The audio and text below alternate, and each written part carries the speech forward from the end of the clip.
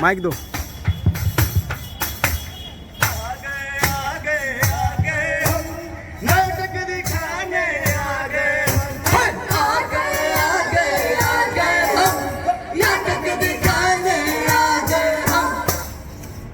स्वागत है आप सभी लोगों का भारत माता के उस देश में जहां का एक एक त्योहार हम भारतीय अपनी भक्ति और आस्था से भरकर और अच्छे से मनाते हैं। तो भैया यहाँ पे दुर्गा पूजा के अवसर पे आप सभी लोगों के बीच में लेके आए एक छोटा सा प्यारा सा नुक्कड़ नाटक आप सभी लोगों को इसलिए दिखाने हैं, दुर्गा पूजा का महत्व बताने और रामायण का महत्व बताने।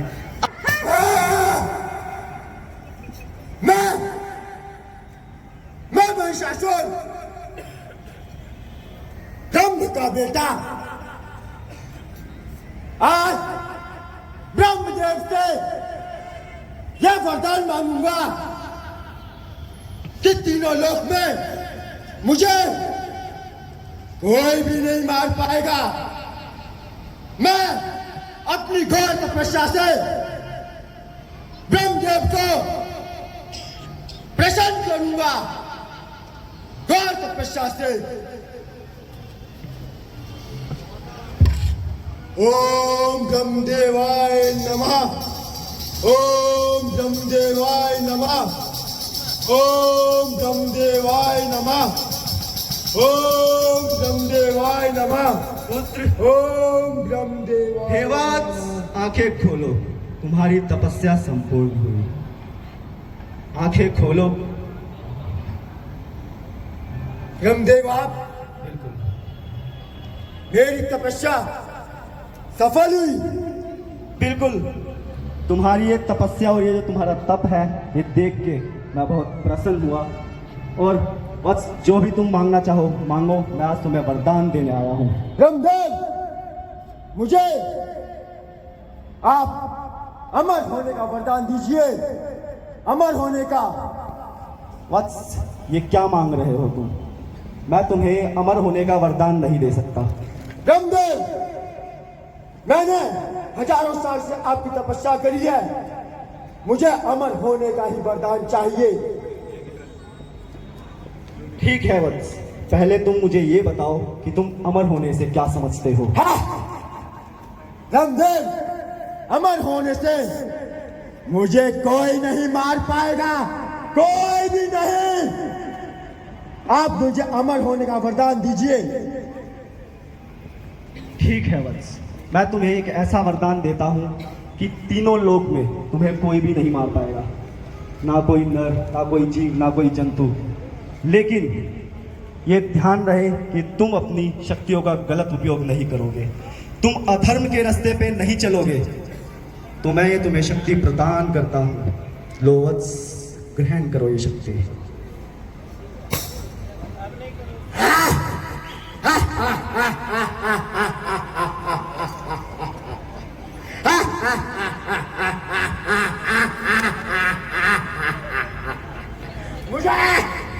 मुझे अब कोई नहीं मार सकता। इस तीनों लोक में ना धरती, ना स्वर्ग, ना पाताल लोक, ना नर, ना देव, ना कोई प्राणी। मैं अमर हो चुका हूँ।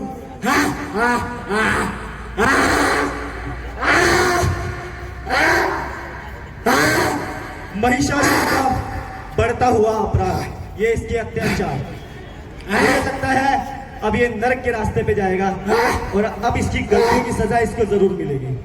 अब गणेश, इन तीनों ने एक शक्ति बनाई जिसका नाम था दुर्गा। उसे हम महाशक्ति के नाम से जानते हैं और देखते हैं किस प्रकार से माँ दुर्गा आज इस महिषासुर का वध करती है।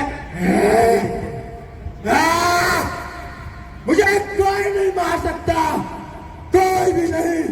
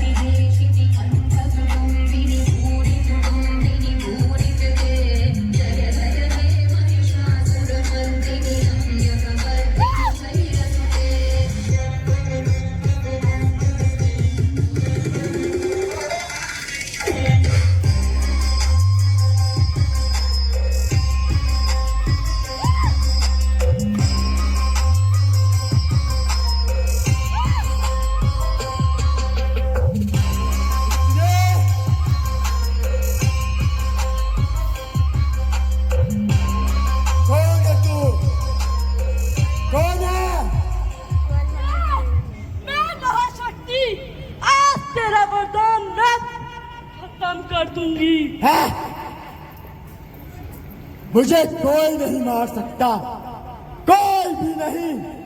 और तू तो एक स्त्री है, स्त्री। तू क्या मारेगी मुझे?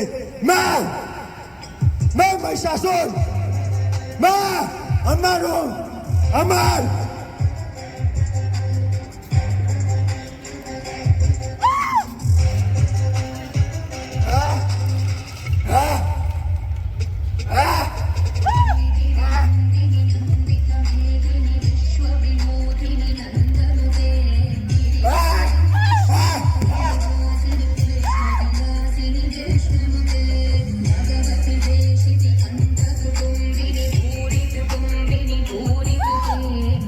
तो इसी प्रकार से एक स्त्री आज के कलयुग के जीवन में भी अगर किसी भी प्रकार की समस्या आने पर वो भी एक दुर्गा का रूप ले सकती है और उस समस्या से लड़ सकती है। तो चलिए चलते हैं नाटक के अगले दृश्य में, जिसमें हम आप सभी लोगों को रामायण के कुछ बारे में बताएंगे, रामायण के कुछ पाठ दिखाएंगे। चलते हैं।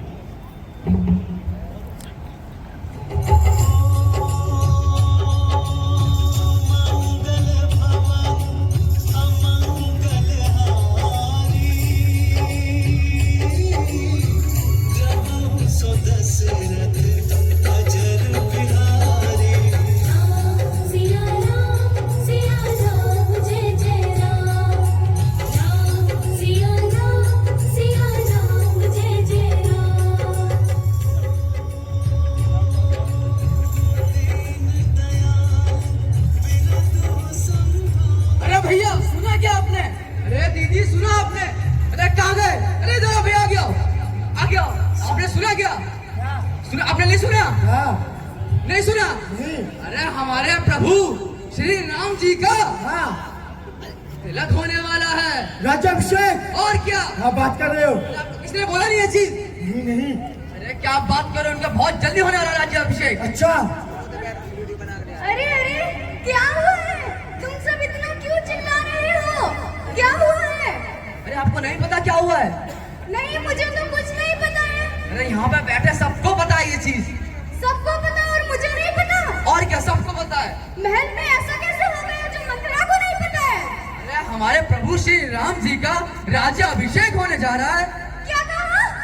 मेरे मेरे मेरे भरत का राज्याभिषेक होने वाला है। अरे ये तो बहुत खुशी की बात है। अरे भरत का नहीं, श्री राम का होने वाला है। राम का राज तिलक होने वाला है। हाँ, राम का राज तिलक, राम का राज तिलक। मैं भी देखती हूँ कैसे होता है राम का राज तिलक। अभी जाती हूँ, रानी कैकेयी को मैं सारी बातें बताती हूँ। रानी जी, रानी जी, रानी जी, रानी जी। अरे मंत्रा, तुम इतने क्रोध में क्यों हो? क्या हुआ? रानी जी, आपको नहीं पता क्या? महल में क्या क्या हो रहा है? अयोध्या में क्या क्या हो रहा है? आपको कुछ नहीं पता? क्या हो रहा है बताओ? रानी जी, आपको पता है कि कल राम का राज्याभिषेक होने वाला है। क्या कहा तुमने? हाँ, हमारे पुत्र राम का राज्याभिषेक होने वाला है। ये तो बहुत खुशी की बात है मंत्रा। तुमने सुबह सुबह हमें बहुत प्रसन्न किया है। रानी जी, इसमें इतना प्रसन्न होने की क्या बात है? राम का राज तिलक हो रहा है, भरत का नहीं। तो भरत, राम, लक्ष्मण सभी तो मेरे पुत्र हैं। सब तो एक समान है। कोई भी बने, मैं तो बहुत प्रसन्न हूँ मंत्रा। अरे रानी जी, आपको अपना अहित नहीं दिखाई दे रहा है, परंतु मुझे सब दिखाई दे रहा है। ये उस कौशल्या रानी की चाल है। मंत्रा, ये तुम क्या कह रही हो? ऐसा नहीं हो सकता है। ये अनुचित बात कहते हुए तुम्हें शर्म नहीं आती है? रानी जी, लेकिन मैं सत्य कह रही हूँ।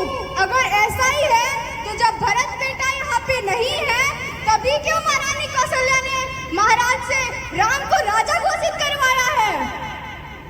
मंत्रा, क्या ये सत्य है? ये सत्य है रानी जी।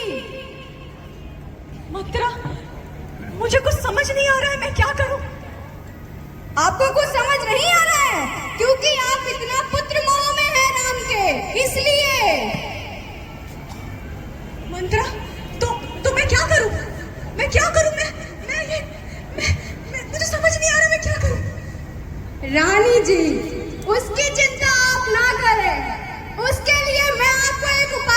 चाहती हूँ। बताओ। आपके पास केवल आज ही की रात है, क्योंकि कल तो राम का राज्याभिषेक हो जाएगा। आपको याद है, महाराज पर आपके 2 वचन धरोहर है। 2 वचन? हाँ, उन्होंने वर्षों पहले तो मुझे दिया था।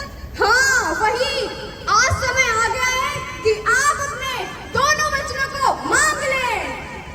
वो तो मैं मांग लूंगी मंत्रा, लेकिन क्या मांगू मैं? रानी जी, आप बहुत ही भोली है, वो भी मुझे ही बताना पड़ेगा।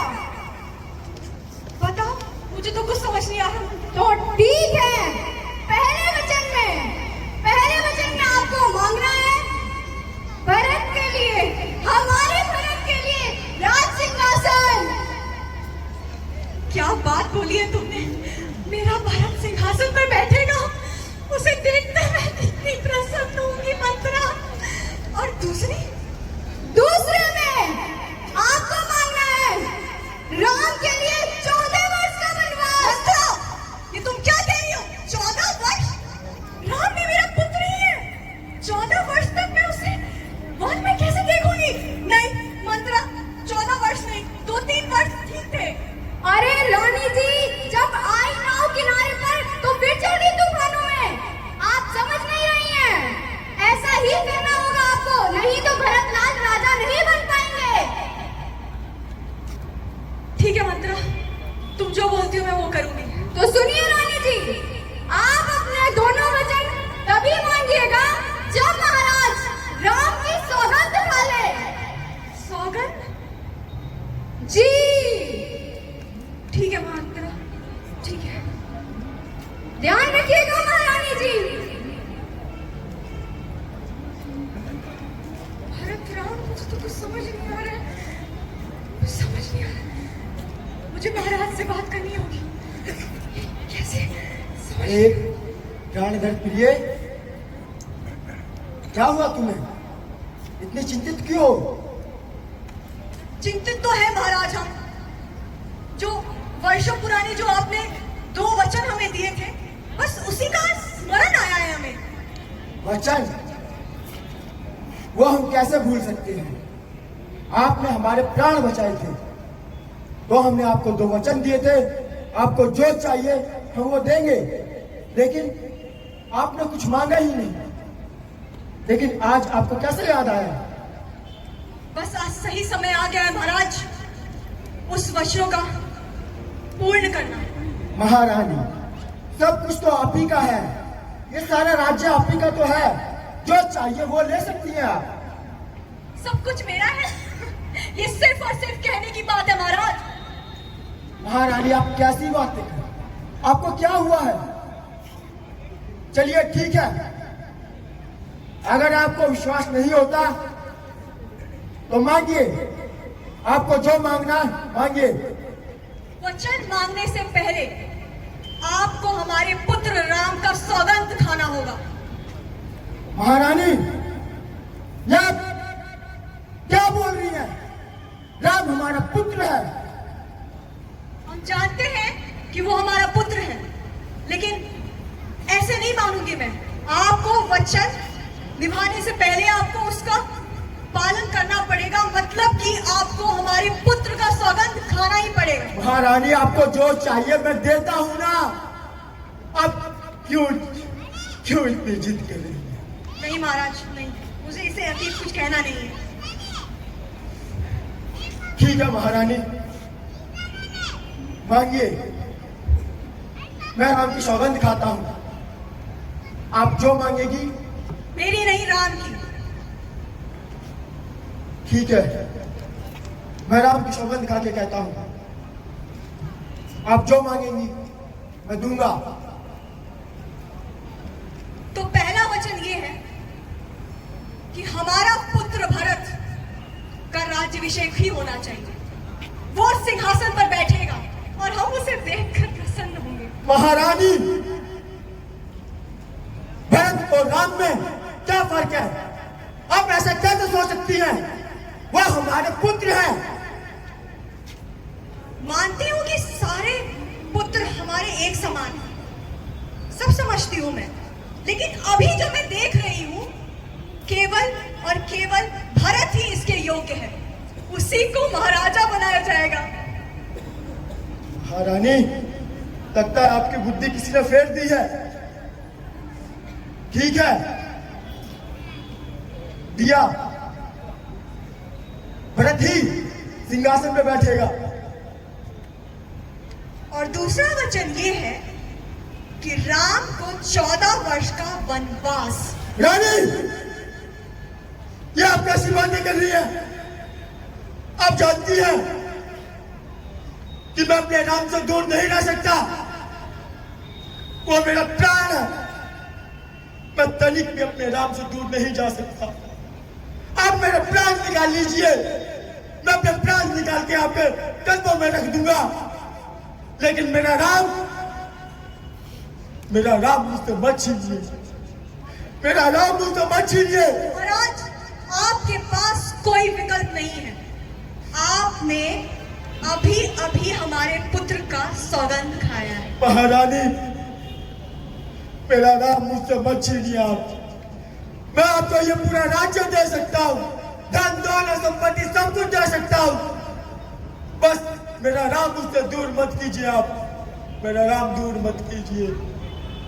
महाराज, आपके पास अब कोई विकल्प नहीं है। इसके साथ हम कुछ और कहना ही नहीं चाहते।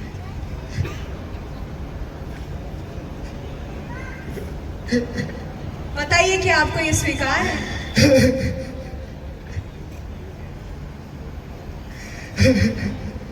कहिए महाराज।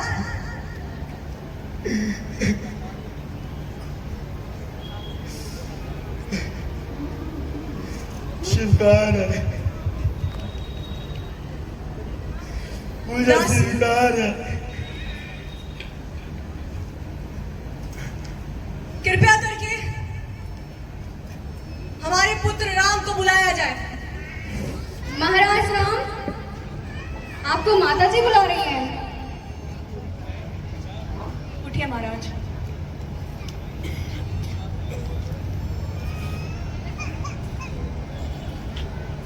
माताश्री, पिताश्री, आपने बुलाया? हाँ पुत्र। आप दोनों ने मुझे बुलाया है तो आवश्यक कोई जरूरी कार्य होगा। अवश्य ही कार्य है। असल में ये बात है कि तुम्हारे पिताजी ने वर्षों पहले हमें एक वचन दिया था। वचन? कैसा वचन माते? बस आज वही क्षण है, सही समय है जब ये हमारा वचन, दोनों वचन का पूर्ति कर रहे हैं। बताइए माते, क्या वचन है? तो पहला वचन ये है कि तुम्हारे अलावा, तुम्हें छोड़ के हमारे पुत्र भरत को राज सिंहासन पे बैठाया जाएगा, उसे महाराजा घोषित किया जाएगा। माते, ये तो बहुत अच्छी बात है। मेरा छोटा भाई भरत सिंहासन पे बैठेगा, मेरे लिए तो ये बहुत अच्छी बात है माते। अवश्य ही बात है। हम भी बहुत प्रसन्न हैं। और दूसरा ये वचन है कि पुत्र राम, तुम्हें 14 वर्ष का वनवास के लिए जाना होगा। जो आज्ञा माताश्री, जो आज्ञा माताश्री, आज्ञा दीजिए।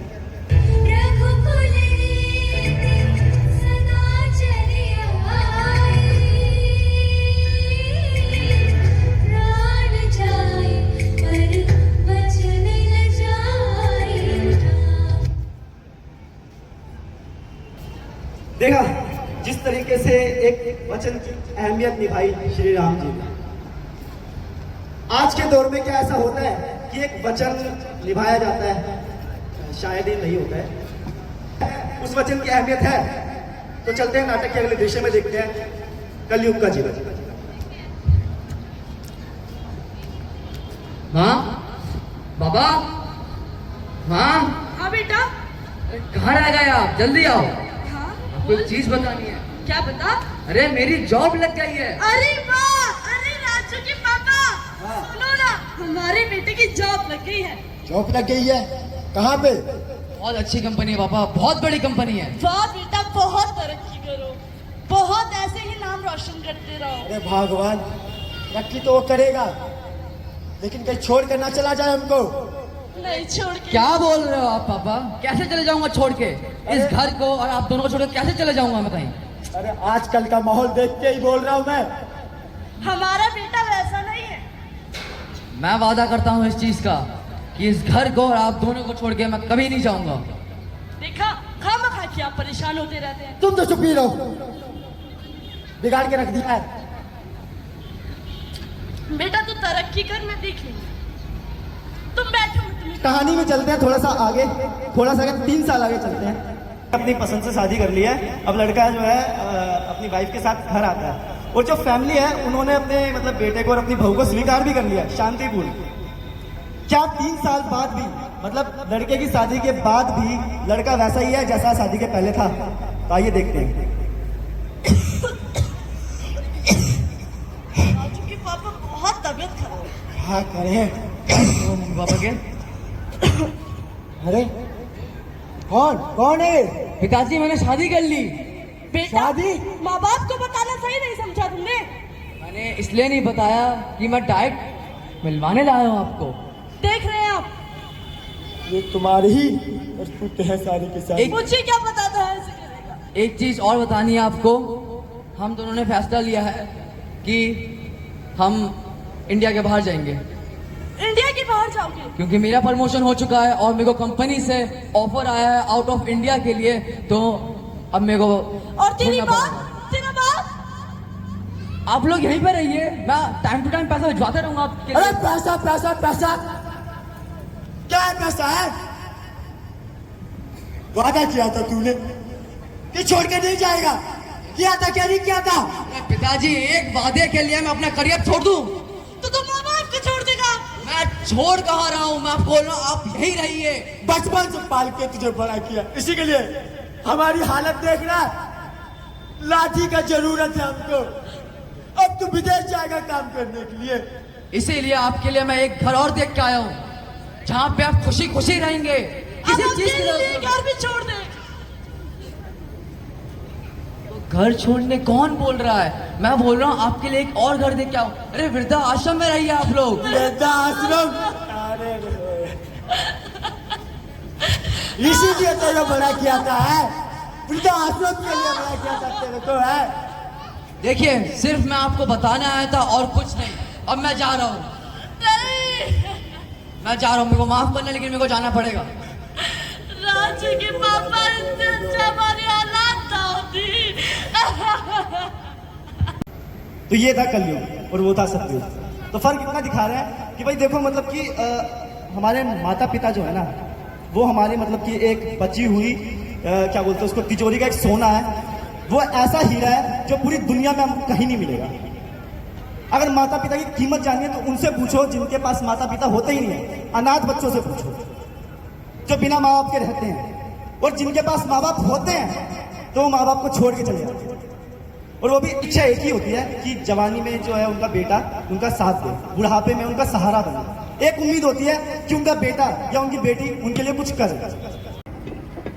तो नाटक आपको पसंद आया हो, थोड़ा बहुत समझ में आया हो, तो यहाँ पे बैठ के अपने लिए ताली बजाएं ताकि आप लोगों ने नाटक देखा, समझा। और मेरे साथ एक छोटा सा नारा लगाएं। जय श्री राम, जय श्री राम, जय श्री राम, जय श्री राम, जय श्री राम, जय श्री राम।